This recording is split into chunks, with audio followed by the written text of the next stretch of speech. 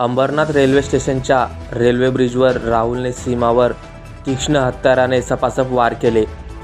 यानंतर सीमाला रुग्णालयात नेण्यात आलं, पण उपचाराआधीच तिचा मृत्यू झाला। सीमा आणि राहुल अंबरनाथच्या ब्रिजवरून जात होते तेव्हा त्यांचं भांडण झालं, त्यातून राहुलने सीमावर हल्ला केला। संपूर्ण बातमी काय आहे ते आपण पाहूच, पण अगोदर आपल्या चॅनलला सबस्क्राईब नक्की करा, म्हणजे अशाच नवनवीन अपडेट्स तुम्हाला मिळत राहतील।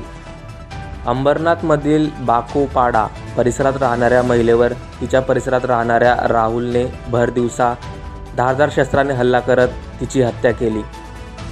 हत्या झालेल्या महिलेचे नाव सीमा कांबळे असून ती 35 वर्षांची आहे।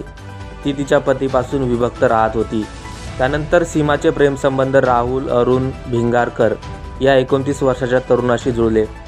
6 वर्षापासून राहुल सीमाच्या घरी येत होता, पण त्याचा डोळा सीमाच्या 13 वर्षाच्या मुलीवर देखील होता। अशी ही धक्कादायक बाब आता पोलीस तपासातून पुढे आली आहे। राहुल हा कर्जबाजारी होता। कर्ज फेडण्यासाठी राहुलने सीमाकडून पैसे घेतले होते, तर सीमाचेही राहुलवर प्रेम असल्याने सीमाने जवळपास 2.5 लाख रुपये त्याला दिले होते। सीमाला राहुलने लग्नाचे आमिष दाखवले होते। त्यानंतर प्रेमापोटी राहुलचे कर्ज फेडण्यासाठी तिने पैसे दिले। राहुल सीमासोबत लग्न करणार होता हे राहुलच्या आईला देखील माहीत होते, मात्र सीमा राहुलशी लग्न करणार याची कुणकुण लागल्याने सीमा व राहुलची आई या दोघांमध्ये वाद नेहमी होत होते। राहुल सीमासोबत लग्न करणार नाही, तुझ्या मुलीसोबत लग्न करेल, अशा धमक्या राहुलची आई सीमाला देत होती।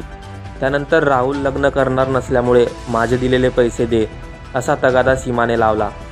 सीमाच्या बहिणीने तो लग्न करत नसला तर त्याच्याकडून पैसे घे आणि विषय सोडून दे असा सल्ला तिला दिला होता।